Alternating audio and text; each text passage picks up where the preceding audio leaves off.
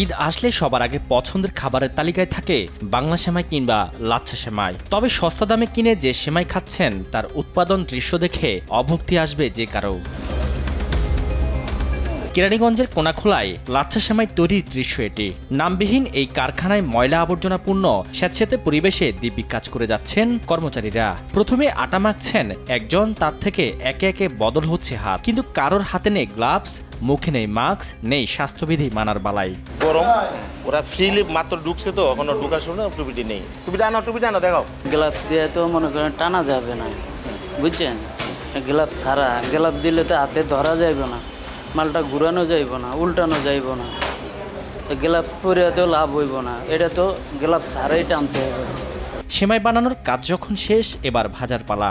সেখানেও একই দৃশ্য, একই তেল ব্যবহার হচ্ছে দিনের পর দিন। তা দেখে বুঝতে পারবে যে কেউ। অনুমানিক ধরেন দেখা যাচ্ছে 15-10 মণ এই তেলের মধ্যে ভাজা। আর এসব কারখানা উৎপাদন ও বিপণনের থোড়াই কেয়ার করে বিএসটিআইকে। একই এলাকার শম্পা ফুড প্রোডাক্টসে বাংলা সেমাই তৈরির চিত্র এটি। নোংরা পানিতে আটা গুলিয়ে দেয়া হচ্ছে মেশিনে, নোংরা হাতে সেটি আবার শুকানো হচ্ছে খোলামেলা রুমে। শুকানো শেষ, রাখা হচ্ছে নোংরা ফ্লোরে, ইচ্ছে মতো বসছে মাছি। কদিন পর এগুলোই রুচি ভরে খাবেন ভোক্তা।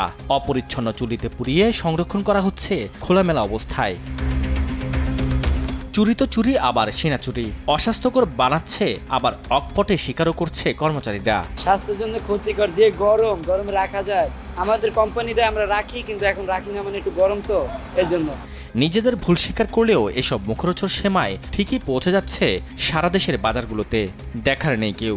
ঈদুল ফিতরকে সামনে রেখে মোড়কে যে সেমাইগুলো পৌঁছে যাচ্ছে আপনার হাতে, কেরানীগঞ্জের বিভিন্ন কারখানায় অস্বাস্থ্যকরভাবে তৈরি হচ্ছে এসব সেমাই, যা আপনার স্বাস্থ্যের জন্য ডেকে আনছে চরম হুমকি। সাদাত নিশাত, দেশ টিভি, কেরানীগঞ্জ।